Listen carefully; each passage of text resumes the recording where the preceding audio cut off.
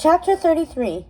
Robin raced across the garden, Marion's necklace still clutched in his paw, hoping to reach the exit in time. But before he could make it, two rhinos carrying spears burst through the doors, blocking his path. He dug his heels into the ground, stopping in his tracks, then leapt to the side to avoid their charge. "Stop in the name of Prince John!" they cried as they barreled past him.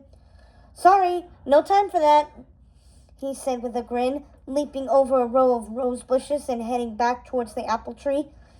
When he reached it, he threw himself into it, grabbing onto the branches to pull himself to the top.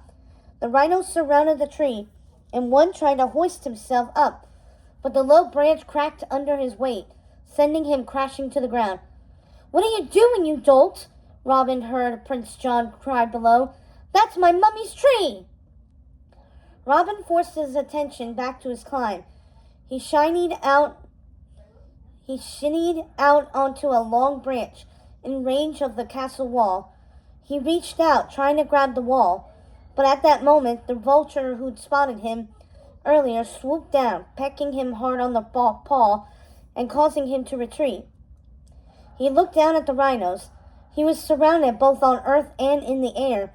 What was he going to do? With no time to think of a smarter plan, he threw himself at the wall. If he missed, he knew it would be all over. He'd crash to the ground and be arrested, or worse.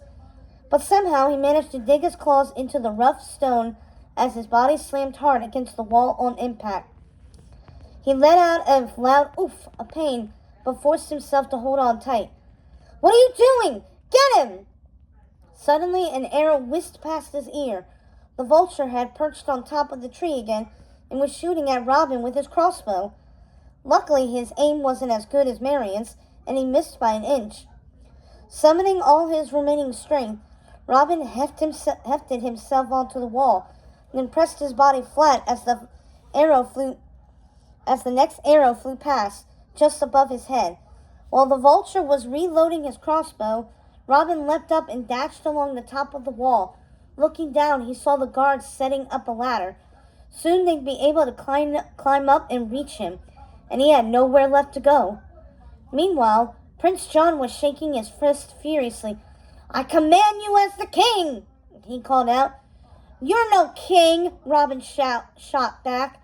"You're just a cowardly lion with a crown that doesn't fit." The prince's face twisted in rage. "Off with his head!" he screamed. "Get him! Now!" Another arrow flew through the air. This one hit its mark, and Robin felt a sharp sting in his shoulder. Pain shot through him, but he pushed on, realizing he had only one possible move left, and it wasn't a great one. Drawing in a breath, he leapt off the wall and into the castle moat. Whoosh! The water engulfed him, and he sank like a stone. He flailed his arms, forcing himself back to the surface. He choked and coughed up moat water as he emerged just in time to hear the creak of the castle drawbridge lowering. The rhinos were on their way. He quickly swam to shore, then climbed out of the moat and ran down the field as fast as his legs could take him, until he reached the outskirts of Nottingham. "Look, it's him! It's Robin Hood!" He turned to find two small children, a bunny and a turtle, staring up at him with awe on their faces. They had been playing some kind of game with a shiny new ball. Robin leaned over, trying to catch his breath. His lungs felt as if they were half filled with moat water, and the arrow in his shoulder stung painfully. "Is there somewhere I could hide?" he asked the children. "I seem to have attracted some unwanted attention from the castle." "Come with us," cried the bunny. "We'll help you." "I'll stand guard," the turtle added, staunchly, puffing out his shell. "Thank you," Robin said, relieved. He hated to implicate children in his escape, but at this point he admittedly could use all the help he could get. He followed the bunny to a small cottage nearby and went inside with him, slamming the door behind them. A moment later he heard the sound of the guards storming into town, led by the sheriff himself. "Where is he?" the sheriff demanded. "Where is Robin Hood?" "He went that way," Robin heard the little turtle say with an impressive amount of conviction. "If you hurry, you might catch him." Robin held his breath, his heart thumping. A moment later, he heard heavy footsteps stomping in the other direction. He let out a breath of relief. But it was interrupted by a sharp pain in his shoulder. He turned to find an older rabbit with glasses standing behind him. The arrow that had pierced him now in her paw. She twitched her nose. "Hope you don't mind," she said. It looked like it hurt. Robin closed his eyes for a moment, resetting his sanity. "Thank you," he said, sinking into a chair. "That was too close." "Were you at the castle?" asked the boy bunny. "Were you stealing gold for us?" Robin shook his head. He considered denying the whole robbing thing, but decided it wasn't worth it. No one ever believed him anyway, and maybe it was all right in this case. After all, his hero status had just saved his fur. "Nah, just visiting an old friend," he said. "She, at least, was happy to see me. Can't say the same for the sheriff's men." He turned to the boy bunny. "That was quick thinking, son.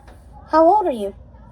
"I just turned 8 years old," the boy bunny declared proudly, thumping his foot. "Well, well," Robin declared. "A birthday and a daring rescue. He tapped his paw on his snout. "Perhaps you deserve a reward." The boy's eyes widened. "A reward?" he asked. "Oh, Robin," the mother chided. "You've already given us too much." "Nonsense." Robin reached behind him, pulling his bow off his back. "You already have an arrow," he said, pointing to the vultures, which the boy's mother was still holding. "So I suppose you need something to shoot it with." "Wow!" cried the boy. "You're giving me your bow?" Robin grinned. "If you like." "Gee, thanks, Mr. Robin Hood, sir." The boy took pretend aim at the ceiling. "How do I look?" "Not much like Robin Hood," teased the girl bunny coming out from the other room. Robin guessed it was his sister. The boy bunny shot her an angry look. "You shh," he said. Robin smiled. "She's right, though. There is something missing." He reached into his satchel, plucked out the feather cap Marion had returned to him, and plopped it on the boy's head. It was too big and immediately fell over his eyes. But when he pushed it back, there was a smile on his face that lit up the room. "Boy, oh boy," he cried. "Now how do I look?" "Like a true outlaw," Robin declared, slapping him on the back. Then he turned to the mother rabbit. "I thank you, ma'am, for your hospitality, but I really must be going." "Of course, Robin. Anything for you after the kindness you've shown our town," she said, her eyes filled with gratitude. "Why, for the first time since I don't know how long, we've had enough food to fill all the bellies in our house. I can't tell you how grateful we are for your selfless deeds." Robin squirmed a little at the praise, knowing he didn't deserve it. But at the same time, he felt proud of Marion. She'd done so much, and it had made such a true difference in these animals' lives. She was a real hero. "Will you do me a favor?" he asked suddenly. "Of course," the mother rabbit said. "What do you need?" "My friend, the one I visited today, Maid Marian.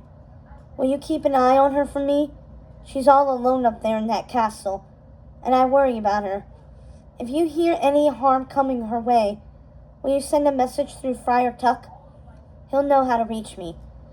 "Of course," the mother rabbit agreed. "You have my word." He bowed to the mother rabbit, then ruffled the children's heads as he walked out the door.